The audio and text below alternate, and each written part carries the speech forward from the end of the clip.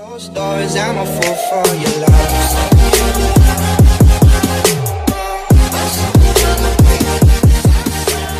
Hi guys, welcome back to my channel. Today I'll be covering the top 9 ways that you can dine for cheaper in London. London has a very notorious reputation for being one of the most expensive cities in the world to visit, to live. Yeah, I live in London, born and raised, so I always just assumed that's the way it was, and that was that. But I didn't realize how expensive living here was until I started traveling, particularly in areas that don't have as much economic prosperity. So the first place I traveled to was Barcelona, which was a little bit cheaper, but then I really began to recognize the disparity of wealth between the two, because even though Spain is a developed country, like things like even transport were a lot cheaper than here, like hell of a lot cheaper. And then I went to Romania and I was like, oh my god, like I remember the very first time I went there and I went to a supermarket and I managed to buy like loads of things for like the equivalent of 12 pounds. So that's about 60 lei. And for what it was, I was like, what? Oh. So that was a pleasant shock. I was pleasantly surprised. So yeah, I found that very interesting, but I know a lot of people do want to visit London and they might worry that things are expensive. So yeah, this is just a little rundown of tips to kind of help you save a few coins here and there, halve your dining bill and half. What else would you halve into? Or maybe even quarters, who knows.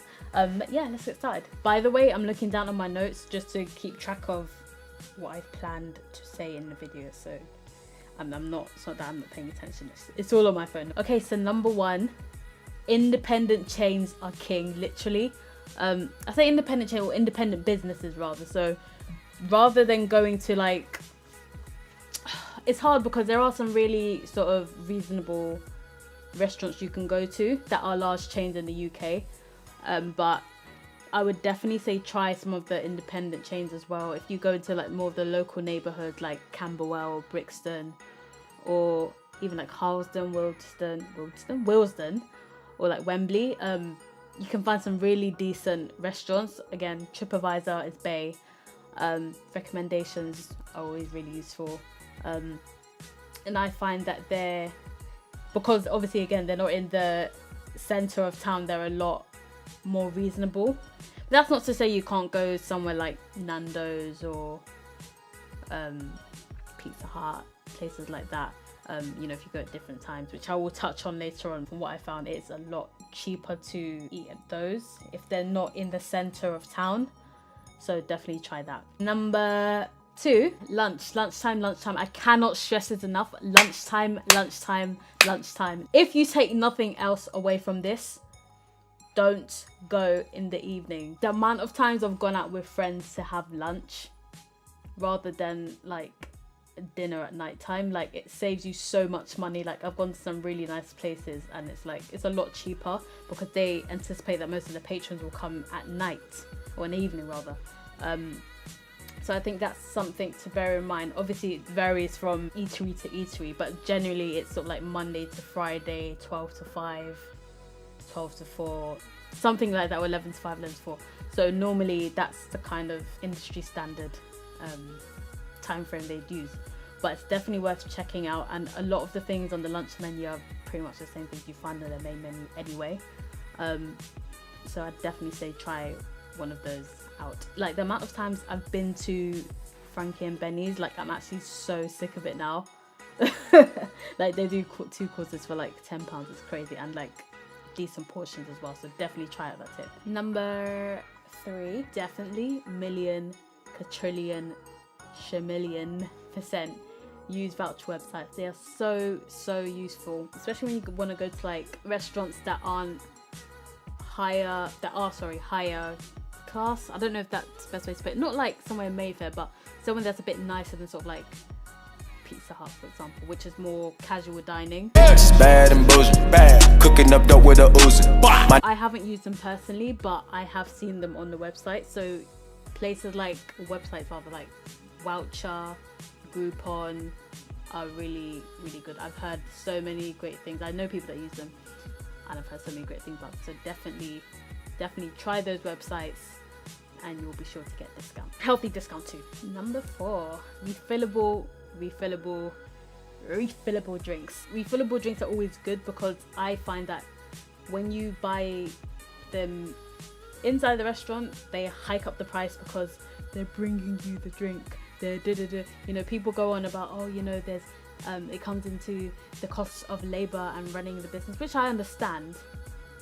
But when they give you a refillable drink, it's literally, here you go, here's the glass, and you have to go and get the drink yourself. Refillable drinks are the best way to go because you can get as much as you want or as little as you want.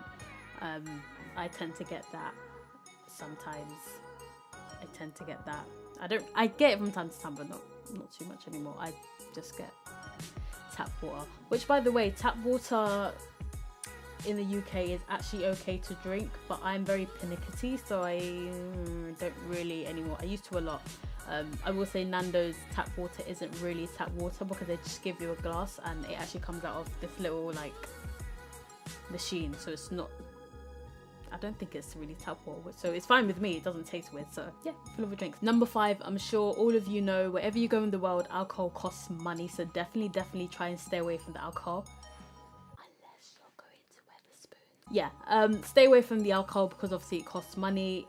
London, again, is very, very expensive compared to other countries, so it can go up to like sort of like $5.50 for like one cocktail. I've been out with friends and paid between us about 16 quid for a pitcher. Let me get a number 6 with extra dip. Street food, street market are the place to go, especially like in London where it's very multicultural. If you want to try different cuisines, maybe, like, obviously, you know, we can't get to every single place in the world, but the food and the culture can come to us, you know, so I think that's something definitely worth trying, and it's very affordable, a lot cheaper than eating out in restaurants as well in general anyway. So yeah, the ones I recommend are Bagel Bake, which is, I believe it's in Shoreditch. I haven't been there myself, but I've heard it's very good. South Bank Food Market, I have been there but I haven't tried anything. It looks amazing. Well, Borough Market, Pizza Union, Temple of Satan, which is a vegan eating enterprise, which I've heard of, and I'm yet to try but want to try because it's all vegan and they have vegan chicken, which sounds very interesting because I like meats, but yeah, that's new. Anyway, I would throw Camden Market in there, but I've bought some from them a few times and I find that the cost kind of is the same as going out for lunch at a restaurant, but I mean, it depends what your tastes are. I would say you can try this. Loads of street food, it's amazing. I just think that you can kind of have lunch in a particular place for pretty much the same price, but it's up to you. I would say try it. Probably the best place to go if you want street food anyway. So yeah, street food, good for saving the pennies and the pounds. Number 7 heaven. Definitely oh, phone sounds like it's farting, sorry. Pubs are really good with like selling cheaper meals, I found. The best place, I've already mentioned it, but it's Wetherspoons, and they have like very British dishes for like £4 or £5. I think the most expensive on the menu, or the most expensive thing on the menu, is £8. Something like that's like ribs and chips, but I find it's good quality. I see nothing wrong with it, and it's in a very relaxed atmosphere. If you want to kind of sample the British culture in general, it really is a staple.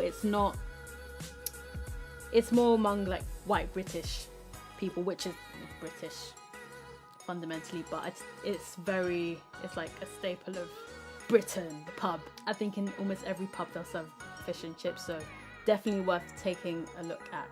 And yeah, pubs are the way to go if you want cheaper British cuisine. Just do not go into the centre of town because they will rip you off big time. Number 8, I know everybody knows McDonald's, and McDonald's is global, it's worldwide, you know, fast food. You don't want to get fat, maybe you don't want to eat McDonald's every day, but just hear me out, right? If you ever see a Metro stand, so we have free newspapers, we have the Evening Stand in the Metro.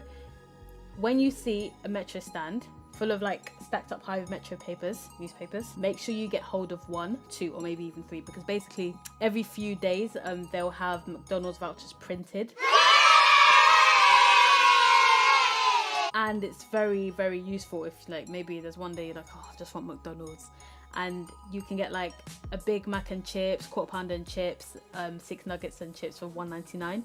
If you were to get those without the voucher, I think they would easily be like, oh god, maybe £4 or £5. So definitely if you see those, do pick them up. Even if you don't really plan on going to McDonald's, it's always useful to have some on hand, because nobody wants to pay £4 or £5 for something that probably costs like £1 to make. I know they do Subway vouchers, but they're not printed as often, but it's worth checking for those as well.